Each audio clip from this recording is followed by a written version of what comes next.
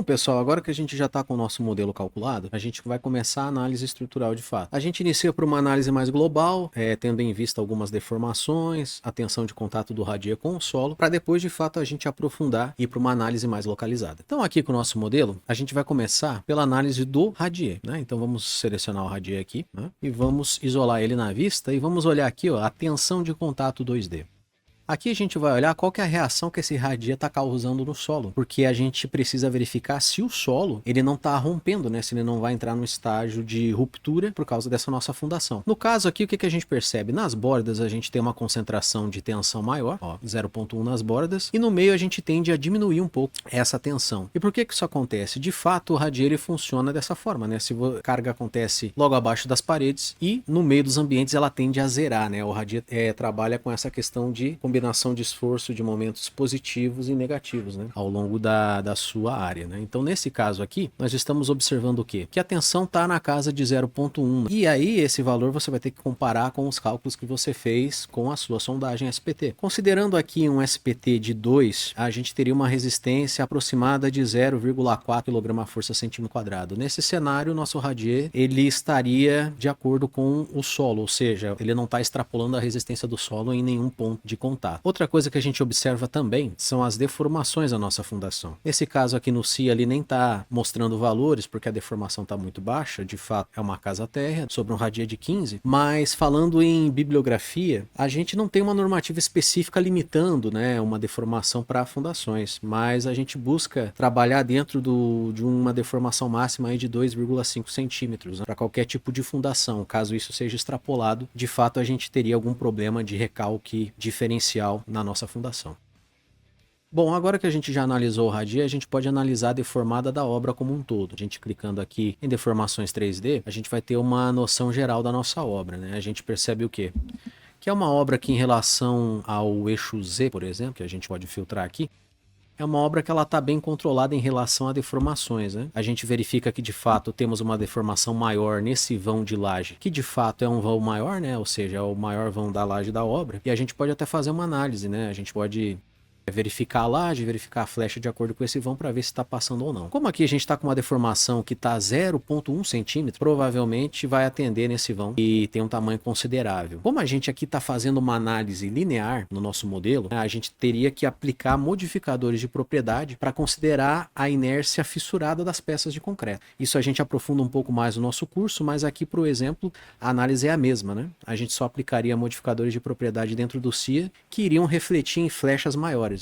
Mas nesse caso do exemplo, a gente tem uma laje bem controlada em relação a deformações, assim como o radier que a gente já verificou. E olhando aqui de maneira geral, né, se a gente quiser filtrar só as paredes, por exemplo, não se espera que nesse tipo de obra residencial, onde as paredes estão trabalhando mais a compressão, que a gente tenha uma deformada em outro sentido, né? A gente espera que de fato a maior deformada seja vertical. Se a gente olhar aqui isolando apenas as paredes, ó, a gente consegue avaliar em vários eixos, ó, eixo X, por exemplo, que a gente tem deformações, mas são muito pequenas. Por quê? Por causa da carga de vento, né? A nossa carga de vento, ela atua na horizontal, ela é aplicada na laje e as paredes, né, fazem o travamento desse diafragma rígido que distribui essa deformação para todas as paredes, né? Então, nesse caso, a gente tem, sim, uma deformação pequena, né, em X e em Y, né? A gente nem consegue olhar aqui o valor exato em centímetros, né? Ela provavelmente é uma deformação milimétrica, mas que está dentro, né, do que a gente espera de uma obra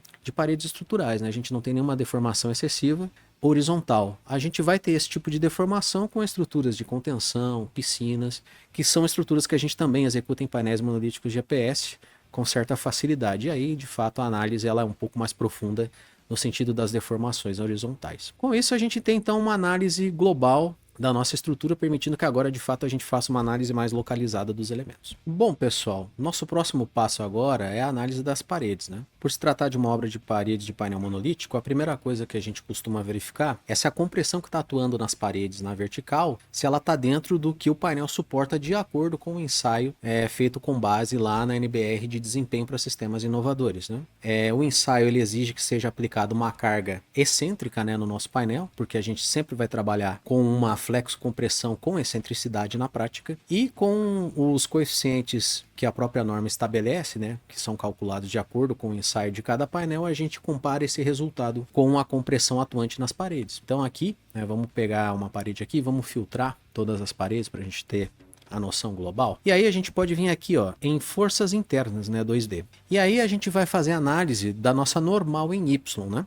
Lembrando, né, que o padrão do CIA de análise de resultados para elementos 2D, a gente analisa em relação ao eixo da malha, né, que foi gerado no elemento, né? Então o eixo verdinho é o NY e o eixo vermelho é o NX, né? Então, seguindo essa convenção do sistema, a gente vai fazer a análise do eixo NY, né?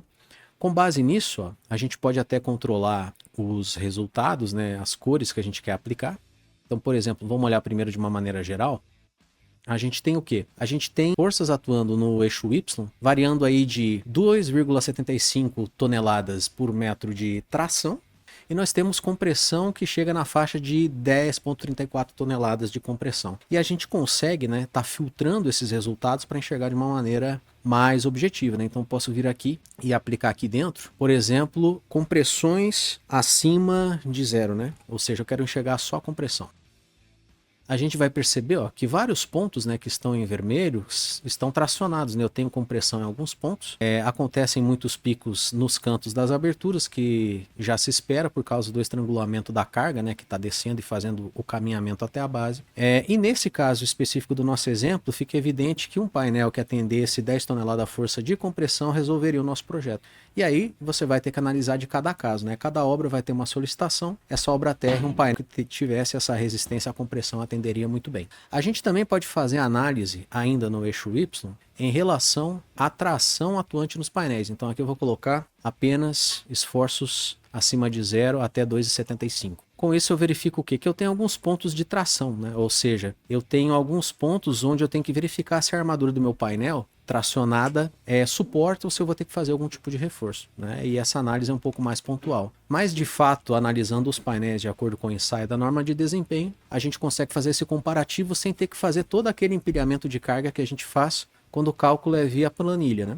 Ou seja, de uma maneira bem mais prática e objetiva, aplicando os filtros aqui, a gente já consegue verificar se o painel é adequado para a obra e se existe algum reforço pontual ou não que a gente precisa fazer para atender o nosso projeto. Pessoal, aqui nas paredes ainda, a gente verifica também quais são os momentos atuantes em X e em Y nessas placas, né? A gente vai seguir novamente a mesma convenção de sinais do CIA, né? Lembrando que para elementos 2D, quando a gente fala MX, eu estou de fato olhando o momento que acontece na direção do eixo X, né? Diferente de elementos de barra, onde eu tenho um momento em torno de algum eixo. Então essa convenção é um pouquinho diferente para placas, né? Se a gente analisar aqui, por exemplo, ó, MY, né? A gente vai ver quais são os esforços, né? Quais são os momentos que estão atuando aqui na direção Y, né? Da nossa placa, ou seja, momentos que estariam na direção vertical. A gente tem uma variação aqui de 0,05 tonelada força-metro até menos 0,06. E isso aqui a gente faz um comparativo também com a resistência admissível de momento do nosso painel, né? Isso é calculado. A gente aprofunda isso um pouco mais no nosso treinamento. E você compara isso de acordo com a estrutura do seu painel, com quais são as malhas que compõem o seu painel, espaçamento, quantidade de conectores, para você estar comparando o resultado aqui da análise com o resultado que o seu painel de fato suporta.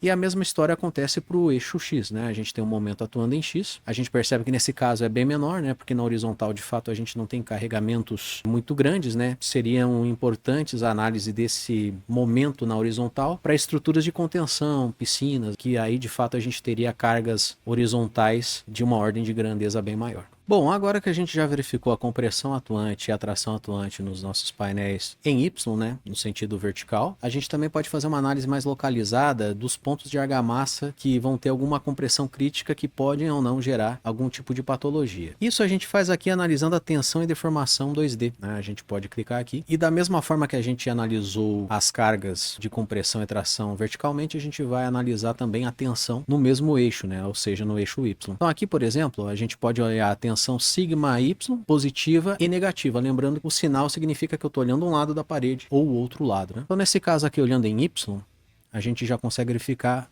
o seguinte, ó.